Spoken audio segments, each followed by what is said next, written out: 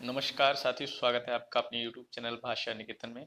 साथियों, आज हम बात करेंगे टीजीटी एग्ज़ाम जो आपकी हिंदी से परीक्षा होगी उसके प्रैक्टिस सेट तीसरे को आज लेकर अब आप सबके साथ उपस्थित हैं।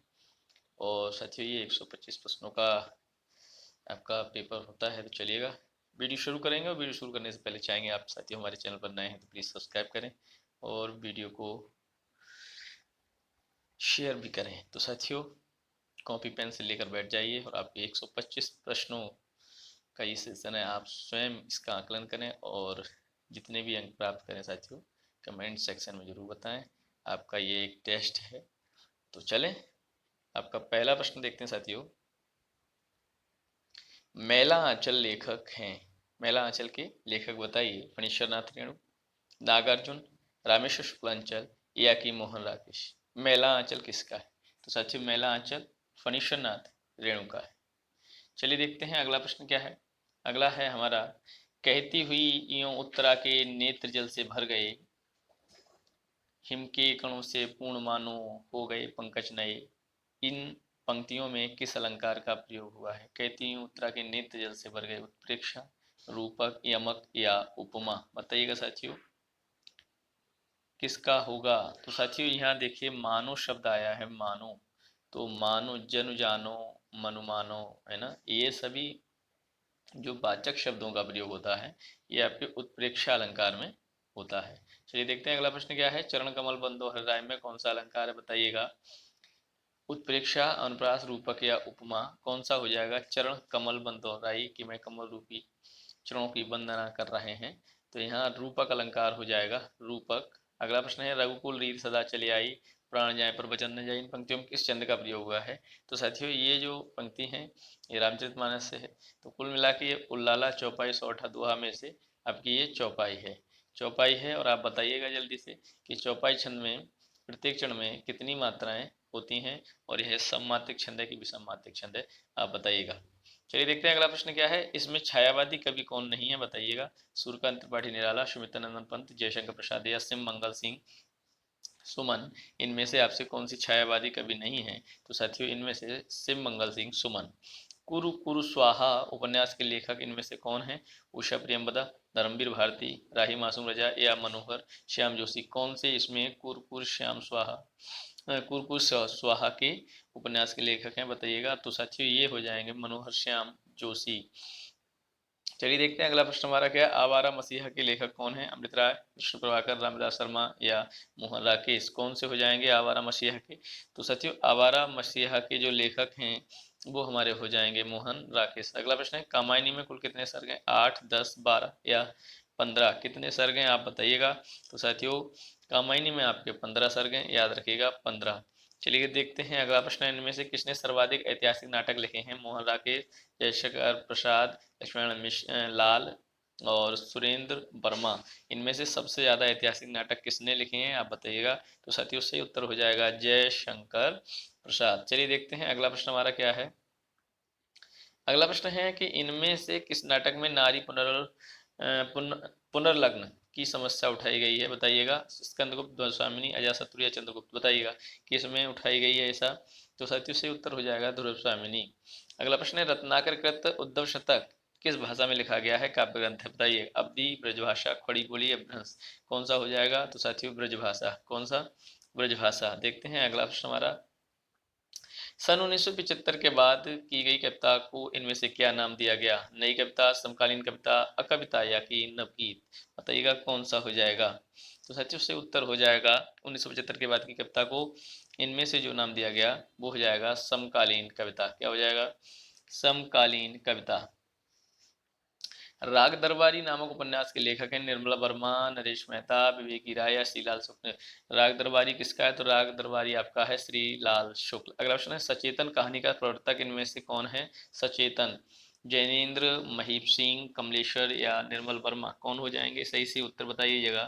तो साथियों महीप सिंह इसका सही उत्तर होगा। सचेतन कहानी महीप सिंह। चलिए देखते हैं अगला प्रश्न हमारा कि इनमें से कौन सी कृति अज्ञे की है? बताइए। संसद की सड़क तक, मछली घर और हरी घास पर क्षणभर या साय में धूप। कौन सी कृति आपकी इनमें से अज्ञे जी की है? बताइएगा। तो साथियों हरी घास पर क्षण भर, ये आपकी अज्ञे जी की कृति है।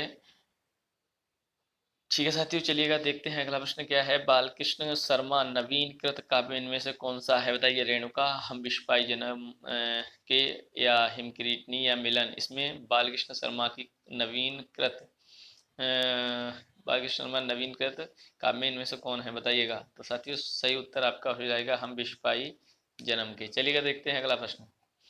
अगला प्रश्न है हमारा कि आठवां सर्ग किस विधा की पुस्तक है। आठवां सर्ग उपन्यास, नाटक, आत्मकथा या काव्य संकलन। आठवां सर्ग बताइएगा। तो साथी ये हैं आपके आठवां सर्ग किस विधा की पुस्तक है, तो यह आपका है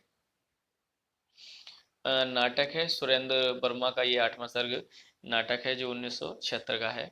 इनमें से कौन सा जोड़ा सही है। चिंतामणि, काव्य प्रकाश, मतिराम, रस रहस्य, भूषण, अंगदर्पण और रसलीन सेवा बावनी। इनमें से कौन सा जोड़ा सही है, बताइएगा।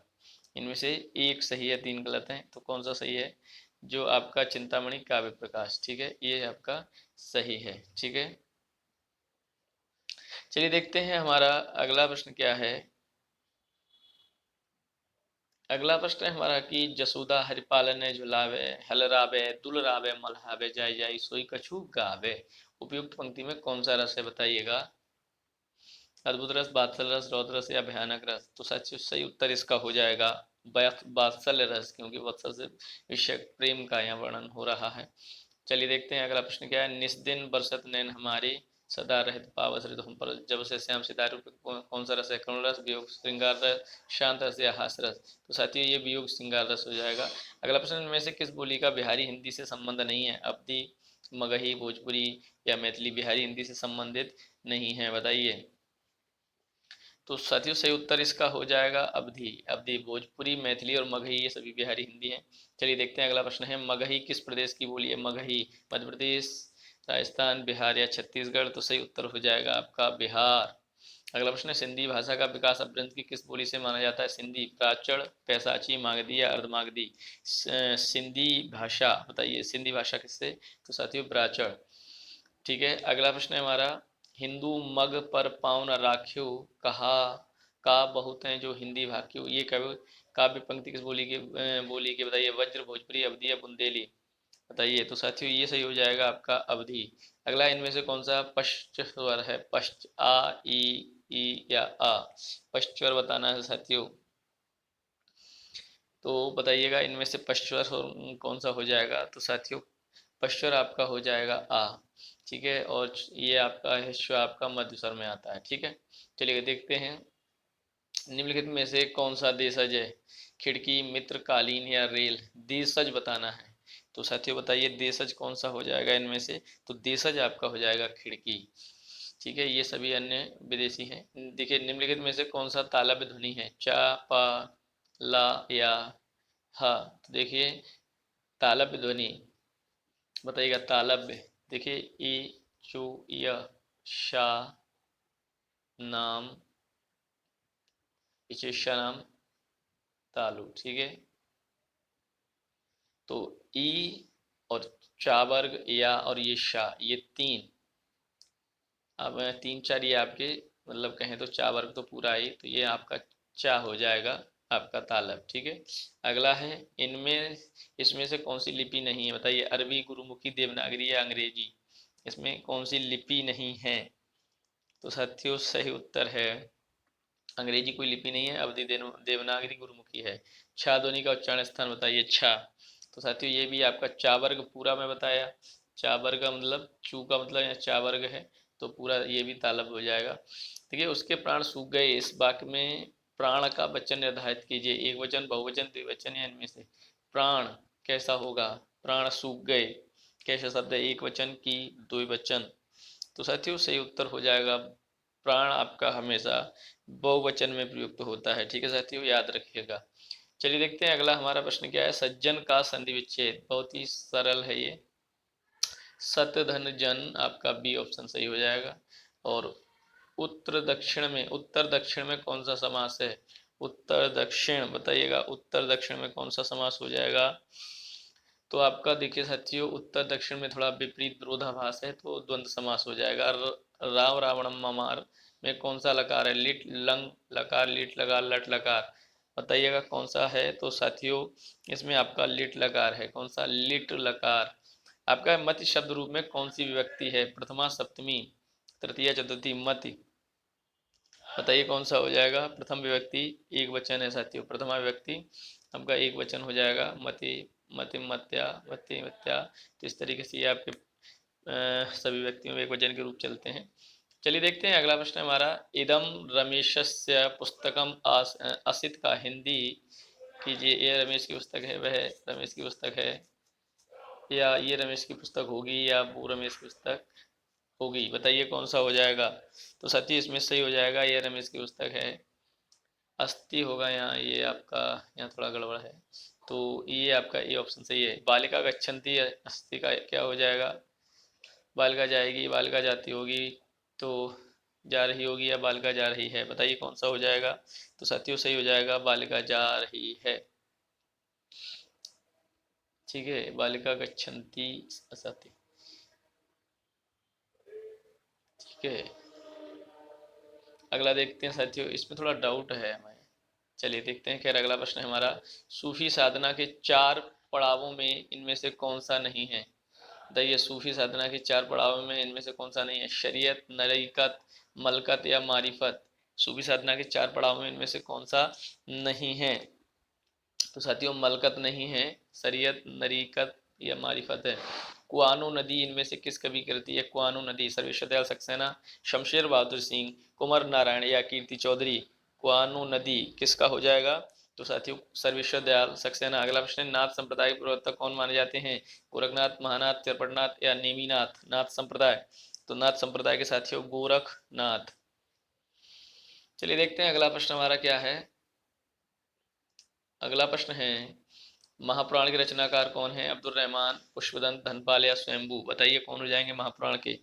तो साथियों महापुराण के आपके हो जाएंगे पुष्पदंत। कौन हो जाएंगे? पुष्पदंत। रसमंजरी किस कवि की कृति है? बताइए केशवदास, भूषण, नंददास या छीतलामी। रसमंजरी, बताइए रसमंजरी किसकी है? तो साथियों नंददास, रसमंजरी नंददास। चलिए देखते हैं अगला प्रश्न। ऋण मुक्त शब्द में कौन सा समास है? ऋण मुक्त, संबंध तत्व, संप्रदान तत्व, अधिगण तत्व, अपादान तत्व। तो साथियों इसमें देखिए ऋण मुक्त, मुक्त शब्द आ रहा है ना, के से दूर हटने की बात हो रही है, मुक्त होना माने अपादान तत्पुरुष हो जाएगा। चलिए देखते हैं अगला प्रश्न। इनमें से एक मोक्ष का पर्यायवाची शब्द है। मोक्ष, निर्वाण, दशा, गति या चाल। मोक्ष का बताइएगा। तो साथियों मोक्ष का आपका हो जाएगा निर्वाण। चर्म शब्द का सविन्नार्थ भिन्नार्थक क्या है? चरम, चमड़ा, चित्र या अंतिम। चर्म, चर्म का बताइए कौन सा हो जाएगा? बताइए। तो साथियों सही उत्तर हो जाएगा चर्म का, चरम। चलिए देखते हैं। खाक में मिलाना मुहावरे का सही अर्थ है? सब तोड़ देना, कीचड़ में मिला देना, नष्ट कर देना या हानि पहुंचा देना। तो साथियों सही उत्तर हो जाएगा इसका नष्ट कर देना। ठीक है, चलिए देखते हैं अगला प्रश्न क्या है। इनमें से कौन सी कालिदास की दूसरी रचना है? रघुवंशम, अभिज्ञान शाकुंतलम, दशरूपक या प्रतिभा नाटकम।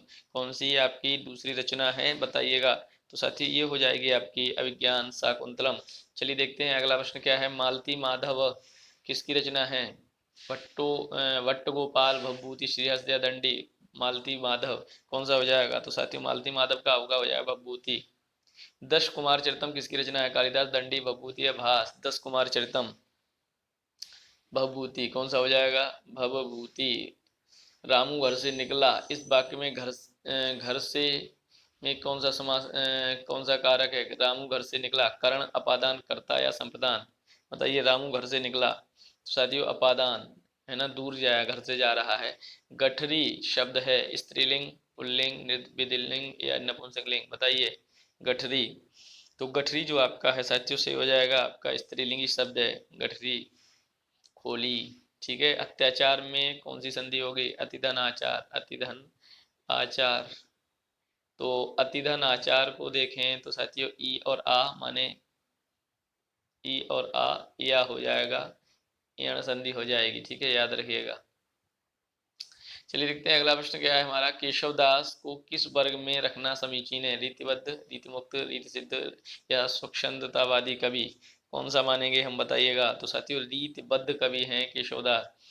अगला हमारा प्रश्न है शिवा बावनी के रचयिता कौन है, बताइएगा। शिवा बावनी जसवंत सिंह, केशव भूषण या आपकी ये कौन हो जाएंगे साथियों, पद्माकर हो जाएंगे, भूषण हो जाएंगे। तो इसमें उत्तर सही है भूषण। ठीक है, ये समझ में नहीं आता पद्माकर लिखाइए, तो भूषण है शिवा बावनी। भारतीय युग का एक अन्य नाम, प्रगति प्रयोग काल, जागरण सुधार काल, पुनर्जागरण काल या नव सावंत काल। भारतीय युग का नया नाम एक अन्य नाम, सॉरी, एक अन्य नाम बताइएगा। तो साथियों सही हो जाएगा आपका पुनर्जागरण काल। बताइएगा तार सप्तक का प्रकाशन किस सन हुआ, 1930, 1940, 1935 या 1943। बताइएगा तार सप्तक, तो तार सप्तक का हो जाएगा 1943। इनमें से भारतीय योगीन लेखक कौन से हैं, प्रताप नारायण मिश्र, हरिऔध विश्व विद्या निवास मिश्र या राय कृष्णदास। भारतीय योगीन लेखक कौन से हैं बताइए। तो ये सही हो जाएगा साथियों पंडित प्रताप नारायण मिश्र। चलिए देखते हैं अगला प्रश्न।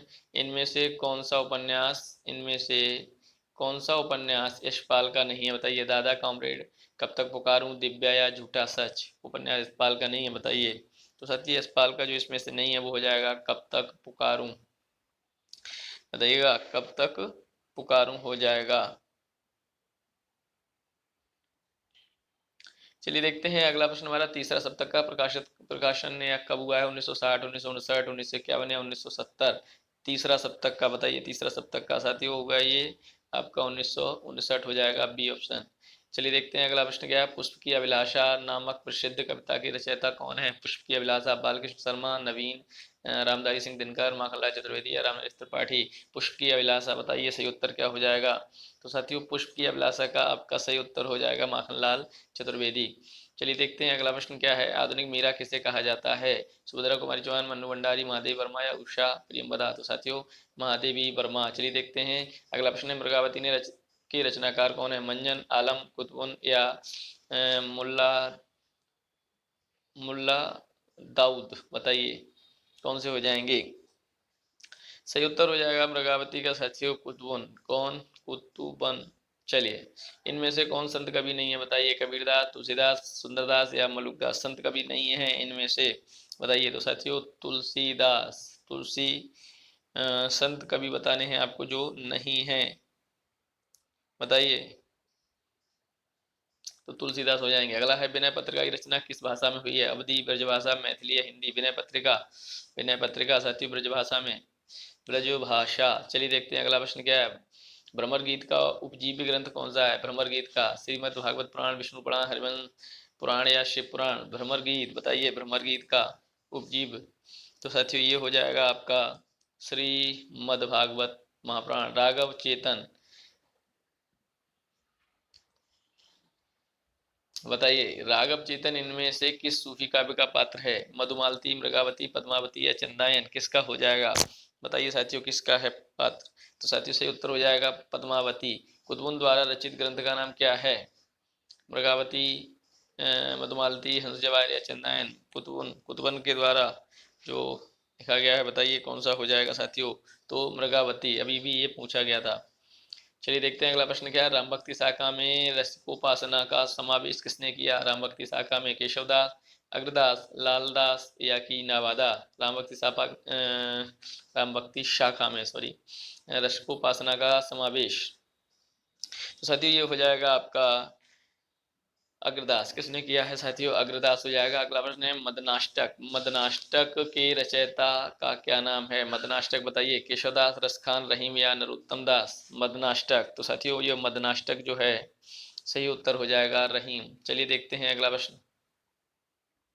अगला प्रश्न है प्रकृति का सुकुमार राजकुमार किसे कहा जाता है, प्रसाद पंत या निराला या बच्चन। बताइए किसको कहा जाता है साथियों, स्मितानंदन पंत को। अगला है हिंदी खड़ी बोली का प्रथम महाकाव्य कौन सा है, साकेत, श्यामधेनी, हल्दी घाटी या प्रिय प्रवास। बताइए कौन सा माना जाता है। तो साथियों ये हो जाता है प्रिय प्रवास, डी ऑप्शन। अगला प्रश्न है कलम का सिपाही के लेखक कौन है, प्रेमचंद, अमृत राय, रामविलास शर्मा या शिवरानी देवी। कौन हो जाएंगे साथियों, बताइए। तो साथियों ये हो जाएंगे अमृत राय। मुझे चांद चाहिए किस विधा की कृति है, कविता, नाटक, कहानी या उपन्यास। बताइए मुझे चांद चाहिए, तो मुझे चांद चाहिए नाटक है साथियों। अगला प्रश्न है सारा आकाश किसकी कृति है, मनु भंडारी, राजेंद्र यादव, कमलेश्वर या अज्ञे। सारा आकाश किसकी कृति है बताइएगा। तो साथियों ये जाएंगे राजेंद्र यादव। कौन हो जाएंगे, राजेंद्र यादव हो जाएंगे। चलिए देखते हैं अगला प्रश्न। अगला प्रश्न है हमारा, संशय की एक रात। संशय की एक रात किस कवि की कृति है? अज्ञे, नरेंद्र शर्मा, नरेश मेहता या केशरी कुमार? संशय की एक रात बताइए किसकी कृति है? तो साथियों सही उत्तर हो जाएगा नरेश मेहता, नरेश मेहता। अगला प्रश्न है, आषाढ़ का एक दिन नाटक के रचयिता हैं? जयशंकर प्रसाद, सुरेंद्र वर्मा, लक्ष्मीनारायण मिश्र या मोहन राकेश? आषाढ़ का एक दिन बताइए कौन हो जाएगा? आषाढ़ का एक दिन तो साथियों मोहन राकेश। चलेगा, देखते हैं अगला प्रश्न क्या है। कवित्र रत्नाकर के रचयिता हैं? जगन्नाथ रत्नाकर, सेनापति, मतीराम या बोधा? कौन हो जाएंगे कवित्र रत्नाकर के? कौन हो जाएंगे बताइएगा। तो साथियों सही उत्तर इसका हो जाएगा आपके सेनापति। ठीक है, चलिए देखते हैं अगला प्रश्न। पायो जी मैंने राम रतन धन पायो, वस्तु मूलक दी मेरे सतगुरु कृपा कर अपनायो। उपयुक्त पंक्ति कौन सा रस है? वीर रस, करुण रस, भक्ति रस या रौद्र रस? बताइए कौन सा हो जाएगा? भक्ति रस है साथियों। सब कौन सा है? भक्ति रस। ब्रजभाषा का विकास इनमें से किस प्राकृत वंश से हुआ है? मागधी, पैसाची, सौरसेनी या अर्धमागधी? किससे हुआ है ब्रजभाषा का विकास? बताइएगा किससे हुआ है? तो साथियों सही उत्तर हो जाएगा इसका सौरसेनी। अगला है कि आगरा किस बोली का क्षेत्र है? अवधी, खड़ी बोली, ब्रजभाषा या छत्तीसगढ़ी? आगरा तो साथियों आगरा जो है आपका सही उत्तर हो जाएगा आगरा का ब्रजभाषा। कौन सा हो जाएगा? ब्रजभाषा। चलिए देखते हैं अगला प्रश्न। इनमें से कौन सी ध्वनि संयुक्त व्यंजन है? बताइए संयुक्त व्यंजन कौन सी ध्वनि संयुक्त है? तो साथियों क्या संयुक्त है? ठीक है, और ये च आपका कौन सी हो जाएगी? च। ये आपका टा है आपका मूर्धन और आपकी जो है हम कह सकते हैं ओष्ठ ध्वनि है, और च आपका द्वित्व हो जाती है, द्वित्व, याद रखें। अगला है, रहमन पानी राखिए बिन पानी सब सून, पानी गए न उगरे मोती मानुष चून। इन पंक्तियों में किस छंद का प्रयोग हुआ है? बताइए। तो साथियों दोहा छंद, दोहा छंद बताइएगा कमेंट सेक्शन में। दोहा छंद में प्रत्येक क्षण में कितनी कितनी मात्राएं होती हैं? चलिए अगला प्रश्न है, निर्धन के दंसी तुम आई में कौन सा अलंकार है? बताइए। उपमा, रूपक, उत्प्रेक्षा या अनुप्रास? निर्धन के धनसी तुम आई बताइए कौन सा हो जाएगा? सासी से सरे समान, ये सब आपके उपमा अलंकार में आते हैं। किसमें आते हैं साथियों? उपमा अलंकार में आते हैं। अगला प्रश्न है, सज्जन पापाद जुगुप्सते का हिंदी अनुवाद कीजिए। सज्जन पाप से घृणा करता है, सज्जन पाप करेगा, सज्जन पाप से घृणा करेगा, सज्जन पाप से पाप घृणा से पाप करता है, सज्जन घृणा से पाप करता है? बताइए कौन सा हो जाएगा? कौन सा हो जाएगा? तो साथियों सही है सज्जन पापाद जुगुप्सते, माने सज्जन पाप से घृणा करता है। अगला है, देखते हैं हमारा प्रश्न है अगला, रामेण सह सीता वनम गच्छति का हिंदी अनुवाद क्या है? राम के साथ सीता बन गई थी, राम के साथ सीता बन जाती होगी, राम के साथ सीता बन जाती है, राम के साथ सीता बन जाएगी? बताइए रामेण से सीता वनम गच्छति कौन सा हो जाएगा?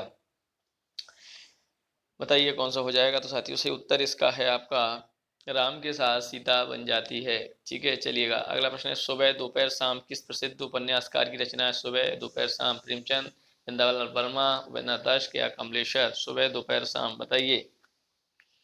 कमलेश्वर, सुबह दोपहर शाम कमलेश्वर। चलिए देखते हैं अगला प्रश्न, कविता का मर्म कौन कौन सी विभक्ति है? कविता का मर्म कौन कौन सी विभक्ति है? बताइए। षष्ठी, प्रथमा, तृतीया, सप्तमी? कविता का मर्म कौन सी व्यक्ति होगी इसमें? बताइए, बताइएगा। तो साथियों इसमें है षष्ठी व्यक्ति। कौन सा? षष्ठी। अगला है, हस्तेत खादती कौन? हस्तेत नहीं साथियों, हस्तेन होगा यहाँ, हस्तेन। बताइए, हाथ से खाता है तो कर्ण कारक है। ठीक है, याद रखिएगा। चलिए देखते हैं, राम कृष्ण में कौन सा समास है? राम कृष्ण अब द्वंद्व समास, तत्व समास, बहुव्रीहि समास, अव्ययभाव समास। राम कृष्ण, राम और कृष्ण साथियों द्वंद्व समास हो जाएगा। प्रेमातुर शब्द में इनमें से कौन सा समास है? प्रेमातुर। बताइए। दिव अव्ययभाव तत्पुरुष या प्रेम के लिए आतुर है ना? बताइए, या क्या हो जाएगा इसका? बताइए। प्रेम में आतुर हो जाएगा साथियों, है ना? तत्पुरुष समास हो जाएगा, अधिकरण तत्पुरुष। ठीक है, प्रेम में आतुर, प्रेम के लिए नहीं होगा। हाँ, जीवेषणा का सही संधि विच्छेद होगा, जीवधन एषणा। जीवधन एषणा बताइए कौन सा हो जाएगा? जीवधन एषणा। हाँ, तो आपका ये सही है, जीवधन एषणा। ठीक है साथियों, आपका बी सही हो जाएगा, जीवेषणा, जीवधन एषणा। ठीक है, वृद्धिस्वर संधि होगा। चलिए देखते हैं अगला प्रश्न हमारा, कविता का बहुवचन क्या होगा? कविताएं, कविताएं, कविताएं, कविताएं। यूं कविताएं, कौन सा हो जाएगा? तो साथियों सही उत्तर हो जाएगा आपका कविताएं। चलिए देखते हैं इनमें से कौन सी रचना माघ की है। किरातार्जुनीयम, मेघदूत, दश कुमार चरितम या शिशुपाल वधम, कौन सा हो जाएगा इनमें से? कौन सी रचना माघ की है बताइए, बताइए साथियों। तो शिशुपाल वधम कौन सा हो जाएगा? शिशुपाल वधम। अगला है गागर में सागर भरना, मुहावरे का अर्थ है। थोड़ा गागर में सागर भरना, थोड़ा काम करना, बहुत ज्यादा कहना, थोड़े में बहुत कहना या ज्यादा में थोड़ा कहना। गागर में सागर भरना, तो साथियों ये हो जाएगा थोड़े में बहुत कहना। चलिए देखते हैं अगला प्रश्न क्या है। एक तो दोस्त था ही, उस पर दूसरा दोस्त लग जाना का सही कहावत है। अधजल गगरी छलकत जाए, हाथ कंगन को आरसी क्या? एक तो करेला दूजे नीम चढ़ा, छोटा मुंह बड़ी बात, कौन सा हो जाएगा? तो साथियों सही उत्तर हो जाएगा एक तो करेला दूजा नीम चढ़ा। चलिए, जो समाचार भेजता हो के लिए एक शब्द क्या होगा? संवाददाता, सूचक, प्रेषक या दूत। समाचार भेजता हो बताइए। तो साथियों से उत्तर हो जाएगा संवाददाता। अगला है चंद्रमुख में कौन सा समास है? चंद्रमुख द्विगु अव्ययभाव कर्मधारय या तत्पुरुष बताइए। चंद्रमुख, तो साथियों सही हो जाएगा इसका कर्मधारय, है ना, चंद्र के समान मुख।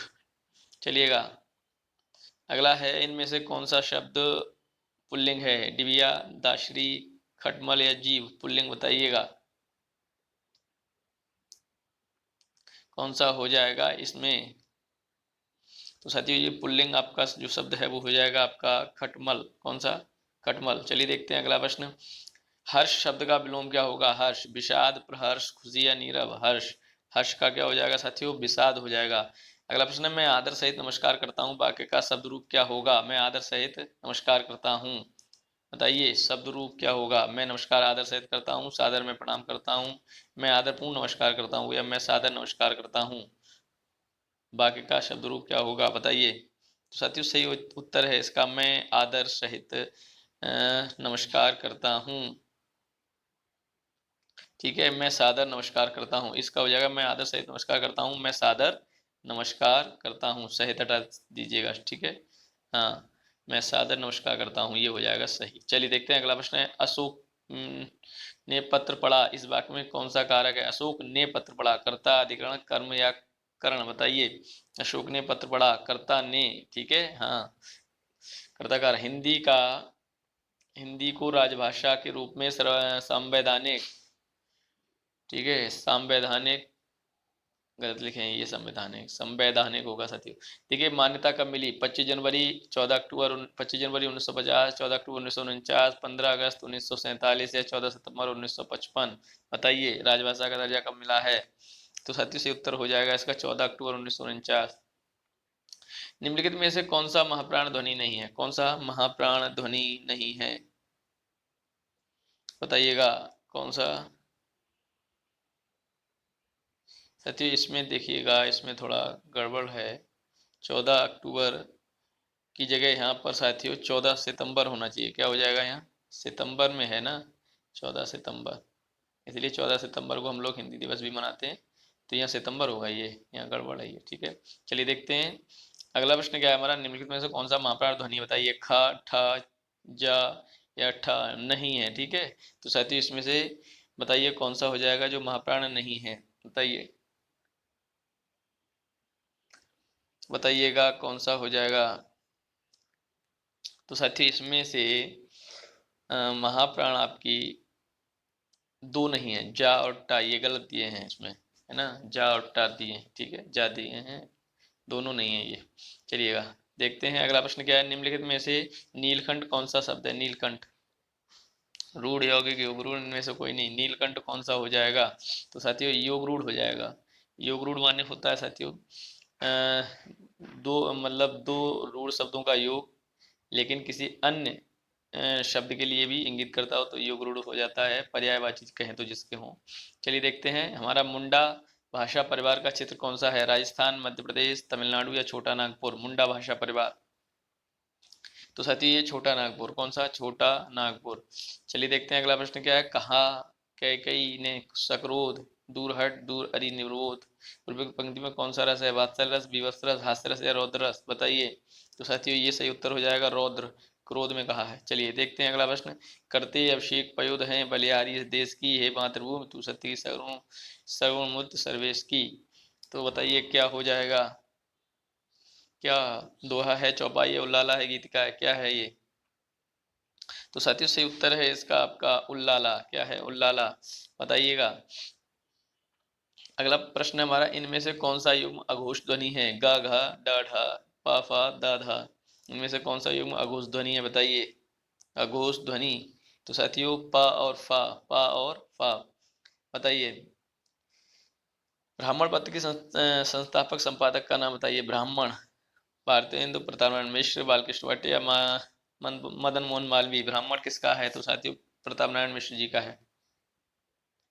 अगला प्रश्न है, ज्ञानदीप के रचयिता कौन है? ज्ञानदीप, मंझन, कुतवन, अस्मान, शेख नबी। ज्ञानदीप, ज्ञानदीप किसकी कृति है, बताइएगा। तो साथियों ये कृति है आपकी शेख नबी। चलिए देखते हैं अगला प्रश्न क्या है। आचार्य रामचंद्र शुक्ल ने रीतकाल का समय माना है। रीतकाल 1600, 1800, 1700, 1900, 1500, 1750 और 1600, 1850। आचार्य रामचंद्र शुक्ल ने रीतकाल का समय कितना माना है? तो साथियों याद रखिएगा 1700 से 1900। ठीक है, याद रखिएगा। और विक्रम संवत, ठीक है, 1643। अगला हमारा प्रश्न है कि इनमें से कौन सी कृति केशवदास की नहीं है? रामचंद्र का, रसिक प्रिया, अनेकार्थ मंजरी या विज्ञान गीता। बताइए कौन सी केशवदास की नहीं है? अनेकार्थ मंजरी। अगला प्रश्न, रीतकाल में किस रस की प्रधानता काव्य में रही है? श्रृंगार, भक्ति, शांत या रौद्र। रीतकाल में, बताइए। रीतकाल में। तो साथियों से उत्तर हो जाएगा इसका श्रृंगार। अगला प्रश्न है, इनमें से रीतकाल का कौन सा कवि प्रकृति चित्रण के लिए विख्यात है? गणानंद, मतिराम, सेनापति या ग्वाल। रीतिकाल का कौन सा कवि अपनी प्रकृति चित्रण के लिए प्रसिद्ध है? बताइए। सेनापति साथियों। अगला प्रश्न है, गौड़ीय संप्रदाय के प्रवर्तक आचार्य थे? वल्लभाचार्य, माधवाचार्य, चैतन्य महाप्रभु या स्वामी हरिदास। गौड़ीय संप्रदाय के, बताइए। तो साथियों ये जाएंगे चैतन्य महाप्रभु। चलिए देखते हैं अगला ऑप्शन क्या है। राहुल सांकृत्यायन ने हिंदी का पहला कवि किसे माना है? हिंदी का पहला कवि लुई पा, सबर सरहपा या चंद्रप्रदाई। बताइए किसने माना है? तो साथियों राहुल सांकृत्यायन ने सरहपा को माना है, सरहपा को। चलिए देखते हैं अगला प्रश्न क्या है। संत कवि गुरु नानक देव का जन्म कहाँ हुआ? अमृतसर, तलवंडी, नांदेड़ या ननकाना। कहाँ हुआ? तो साथियों ये हुआ था आपका तलवंडी। सूफी कवि नूर मोहम्मद की रचना का नाम बताइए। मधुमालती, अनुराग बांसुरी, चंद्रावती, मृगावती। सूफी कवि नूर मोहम्मद की रचना कौन सी है, बताइएगा। तो साथियों ये हो जाएगी अनुराग बांसुरी। अनुराग बांसुरी हो जाएगी। चलिए देखते हैं आपका गद्यांश है। तो साथियों देखिएगा गद्यांश का मामला क्या है। जो आपका जीआईसी लेक्चरर के लिए आपका जो पेपर होता है उसमें भी आपका पूछा जाता है। उसके अलावा जूनियर आइडल में भी पूछा गया था और आगे भी पूछे जाने की संभावना है। कोई ऐसा तो है नहीं कि नहीं पूछा जा सकता, तो इसलिए ये भी हम कर सकते हैं, कर लीजिएगा। चलिए देखा यहाँ पर गद्यांश। एक संस्कृत व्यक्ति किसी नई चीज की खोज करता है किंतु उसकी संतान को वह अपने पूर्वज से अनायास प्राप्त हो जाती है। जिस व्यक्ति की बुद्धि ने अथवा उसके विवेक ने किसी भी नए तथ्य का दर्शन किया है वह व्यक्ति ही वास्तविक संस्कृत व्यक्ति है। उसकी संतान जिसे अपने पूर्वज से वह वस्तु अनायास ही प्राप्त हो गई है वह अपने पूर्वज की भांति सभ्य भले ही बन जाए, संस्कृत नहीं कहला सकता। एक आधुनिक उदाहरण है, न्यूटन ने गुरुत्वाकर्षण के सिद्धांत का आविष्कार किया, वह संस्कृत मानव था। आज का युग भौतिक विज्ञान का विद्यार्थी न्यूटन की गुरुत्वाकर्षण से तो परिचित ही है, लेकिन उसके साथ उसे और भी अनेक बातों का ज्ञान प्राप्त है जिसे शायद न्यूटन अपरिचित ही रहा। ऐसा होने पर भी हम आज के भौतिक विज्ञान के विद्यार्थी को न्यूटन की अपेक्षा अधिक सब भले ही कह सकें, पर न्यूटन जितना संस्कृत नहीं कर सकते। ठीक है, चलिए देखते हैं संस्कृत का अर्थ क्या है। आविष्कार करने वाला, भाषा का नाम, सभ्य या उपयुक्त में से कोई नहीं, कौन सा हो जाएगा इसमें से आप बताइएगा। तो साथी हो जाएगा संस्कृत का अर्थ आपका आविष्कार करने वाला। क्या हो जाएगा तरीके से यहाँ? आविष्कार करने वाला। अगला है, वास्तविक संस्कृत व्यक्ति वह है जो नए आविष्कारों का प्रयोग करता हो, संस्कृत भाषा का जानता हो, तथ्यों को याद करता हो या नए आविष्कार करे। बताइए कौन सा हो जाएगा? जो नए आविष्कार करे। अगला है आपका, सभ्य व्यक्ति वह है जो अच्छे कपड़ा पहनता हो, शिक्षित हो, नए आविष्कार करता हो या जो आविष्कारों को ज्ञाता हो। तो साथियों जो नए आविष्कार करता हो कह सकते हैं, या हम यहाँ सभ्य व्यक्ति वही है जो आविष्कारों का ज्ञाता हो। ठीक है, आविष्कारों का ज्ञाता हो, ये सही है, डी ऑप्शन। चलिए विद्यार्थी शब्द का संधि विच्छेद क्या होगा? विद्याधन अर्थी हो जाएगा, विद्याधन अर्थी हो जाएगा, सी ऑप्शन। ठीक है, चलिए देखते हैं अगला ऑप्शन क्या है। न्यूटन ने गुरुत्वाकर्षण बल की खोज की। वाक्य को कर्म वाच्य में बदलिए। न्यूटन गुरुत्वाकर्षण बल की खोज की, न्यूटन के द्वारा गुरुत्वाकर्षण बल की खोज की गई। बताइए कौन सा हो जाएगा। तो साथियों इसमें तो के द्वारा आ गया तो यही हो जाएगा। ठीक है, पूर्वज का विलोम शब्द क्या होगा? पूर्वज का विलोम शब्द क्या होगा? पूर्वा,